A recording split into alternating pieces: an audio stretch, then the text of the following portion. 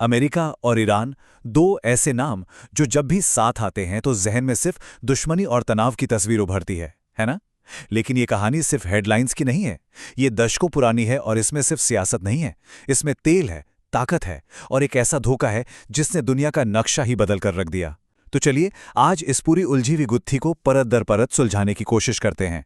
इस पूरी कहानी की शुरुआत ही आप कह सकते हैं एक बहुत बड़े पैराडॉक्स से होती है। सोचिए जरा, आज अमेरिका अरबों खरबों डॉलर खर्च कर रहा है सिर्फ इसलिए कि ईरान का न्यूक्लियर प्रोग्राम रुक जाए। लेकिन क्या आप जानते हैं कि एक जमाना था जब यही अमेरिका ईरान को खुद न्यूक्लियर टेक्नोलॉजी दे रहा था? जी हां, तो सवाल यह है कि आखिर ऐसा क्या हुआ, क्या बदल गया? इसके लिए हमें थोड़ा सा पीछे जाना होगा। 1950 के दशक में ये वो दौर था जब एक ऐसी घटना घटी जिसे आज भी कई ईरानी लोग ओरिजिनल सिन या कह लीजिए मूल पाप मानते हैं। और सच पूछिए तो यहीं से अमेरिका के लिए उस अविश्वास का बीज बोया गया जो आज एक बड़ा पेड़ बन चुका है। देखिए 1950 के दशक में ईरान का तेल मतलब पश्चिम के देशों की इकोनॉमी का इंजन था। सब कुछ ईरान के तेल से चल रहा था। लेकिन विडंबना देखिए, जमीन ईरान की, तेल ईरान का, मेहनत ईरान की और सारा का सारा मुनाफा उसकी मलाई कौन खा रहा था? ब्रिटेन जैसे पश्चिमी देश। और फिर 1951 में आए प्रधानमंत्री मोसादेक, उन्होंने एक ऐसा ऐतिहासिक कदम उठाया जिसने सब कुछ बदल दिया।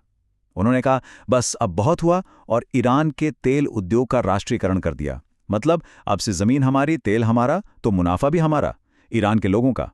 अब यह एक ऐसा फैसला था जिसने पश्चिम के हितों पर सीधी चोट की।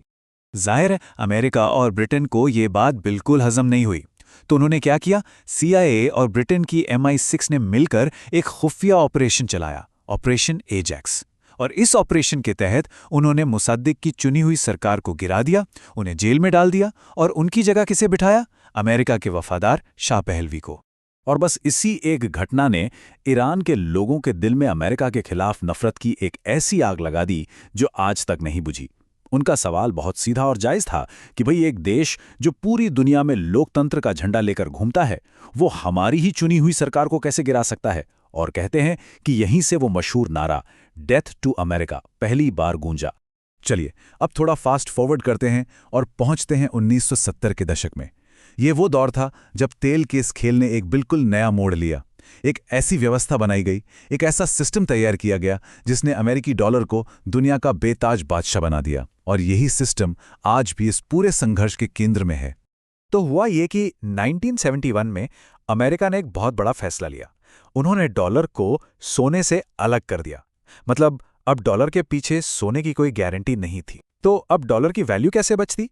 उसे एक नया सहारा चाहिए था और वो सहारा बना तेल। अमेरिका ने सऊदी अरब और बाकी ओपेक देशों के साथ एक जबरदस्त डील की।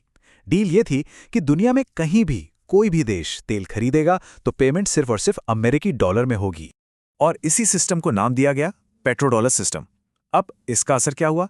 असर यह हुआ कि तेल खरीदने के लिए दुनिया के हर देश को डॉलर रखने ही पड़ते थे। इससे डॉलर की डिमांड हमेशा बनी रही। और मजे की बात यह कि तेल बेचकर जो डॉलर ओपेक देश कमाते थे वो उसे वापस अमेरिकी बैंकों और बाजारों में ही निवेश कर देते थे। मतलब पैसा घूम फिरकर वापस अमेरिका की ही जेब में। अमेरिका के लिए तो सब कुछ बढ़िया चल रहा था, प्लान एकदम परफेक्ट था। लेकिन फिर आया साल 1979 और ईरान में हुई इस्लामिक क्रांति। अयातुल्ला खुमैनी ने अमेरिका के सबसे खास आदमी शाह पहलवी को देश से बाहर खदेड़ दिया। अब यह सिर्फ एक सरकार का गिरना नहीं था, नहीं, यह उस पूरे पेट्रोडॉलर सिस्टम के दिल पर एक सीधी चोट थी। इस क्रांति के बाद ईरान दुनिया में एकदम अकेला पड़ गया। उसे लगा कि वो चारों तरफ से खतरों से घिरा हुआ है और इसी अकेलेपन और खतरे के एहसास ने उसे अपनी सुरक्षा के लिए एक बिल्कुल नई रणनीति बनाने पर मजबूर कर दिया। खासकर ईरान इराक युद्ध के दौरान जब ईरान पर केमिकल हथियारों से हमले हुए तो पूरी दुनिया ने आंखें मूंद ली। कोई मदद के लिए आगे नहीं आया। और उस दिन ईरान ने एक बहुत कड़वा सबक सीखा। सबक ये था कि इस दुनिया में अगर अपनी हिफाजत करनी है तो किसी और के भरोसे नहीं रह सकते। अपनी लड़ाई खुद ही लड़नी होगी।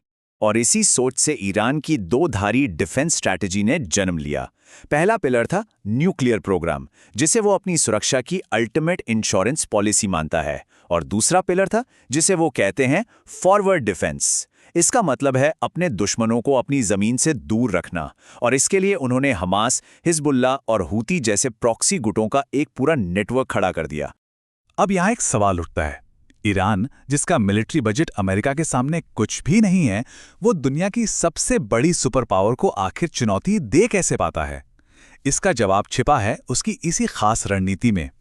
जरा इस नंबर को देखिए, $2000। जानते हैं ये क्या है? ये एक ईरानी अटैक ड्रोन बनाने की कीमत है, बस $2000। और अब ये नंबर देखिए, $40 लाख।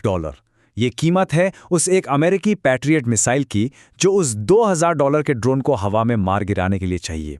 मतलब एक तरफ $2000, दूसरी तरफ 40 लाख। इसी को कहते हैं एसिमेट्रिक एडवांटेज, यानी लागत का वो फर्क जो ईरान को बहुत बड़ी ताकत देता है। और ये कहानी सिर्फ ड्रोन तक ही सीमित नहीं है। ईरान के पास ऐसे कई तुरुप के इक्के हैं, जैसे कि दुनिया के तेल व्यापार का सबसे ज़रूरी रास्ता स्ट्रेट ऑफ हॉर्मुज़ उनके कंट्रोल में है। उनके पास पहाड़ों के अंदर छिपे हुए पूरे के पूरे मिसाइल शहर हैं, और वो ये भी जानते हैं कि खाड़ी के अमीर देशों की दुखती रग क्या है, पानी और इंटरनेट। ये सारी चीज़ें मिलकर ईरान को उसकी हैसियत से कहीं ज़्यादा खतरनाक बना देती हैं। तो चलिए अब वापस आज के दौर में लौटते हैं और देखते हैं कि कैसे इतिहास की इन घटनाओं ने एक ऐसा दुष्चक्र बना दिया है जिसे तोड़ना लगभग नामुमकिन सा लगता है। बीच में एक उम्मीद की किरण दिखाई दी थी 2015 में, जब ईरान के साथ न्यूक्लियर डील साइन हुई। सबको लगा कि चलो अब शायद हालात सुधरेंगे, लेकिन 2018 में अमेरिका इस डील से बाहर हो गया और सारी उम्मीदें वहीं की वहीं धरी रह गईं। इसके बाद तो जैसे हमलों और जवाबी हमलों का एक सिलसिला ही शुरू हो गया, जो आज तक जारी है। और अब हालात एक डेडलॉक पर पहुंच चुके हैं, एक ऐसा चक्र जो घूमता ही जा रहा है। अमेरिका और ज्यादा पाबंदियां लगाता है तो ईरान जवाब में अपने न्यूक्लियर प्रोग्राम को और आगे बढ़ा देता है। अमेरिका कहीं कोई सैन्य हमला करता है तो ईरान अपने प्रॉक्सी गुटों से हमला करवाता है। ये एक एक्शन रिएक्शन का ऐसा खेल है जिसका कोई अंत नजर नहीं आता। और आज हालात इतने नाजुक हैं कि एक्सपर्ट्स के मुताबिक ईरान का ब्रेकआउट टाइम सिर्फ 12 दिन रह गया है। ब्रेकआउट टाइम मतलब वो समय जो ईरान को एक न्यूक्लियर बम बनाने के लिए जरूरी यूरेनियम तैयार करने में लगेगा। सिर्फ 12 दिन। तो इस पूरे संघर्ष की जड़, इसका निचोड़ क्या है? निचोड़ ये है, ईरान को लगता है कि उसके जिंदा रहने के लिए, उसकी सुरक्षा के लिए न्यूक्लियर हथियार जरूरी हैं, और अमेरिका उसे न्यूक्लियर हथियार बनाने की इजाजत दे नहीं सकता, क्योंकि एक न्यूक्लियर पावर ईरान उस पूरे पेट्रोडॉलर सिस्टम को चुनौती देगा जो अमेरिका की ग्लोबल पावर की बुनियाद है। तो हम एक ऐसे मोड़ पर आ खड़े हुए हैं जहां कोई भी पक्ष पीछे हटने को तैयार नहीं है। एक के लिए ये वजूद की लड़ाई है तो दूसरे के लिए अपने दबदबे की। तो सबसे बड़ा सवाल यही है कि जब हर रास्ता सिर्फ और ज्यादा टकराव और बर्बादी की तरफ ही ले जाता है, तो ये चक्र, ये खतरनाक खेल आखिर खत्म होगा कैसे?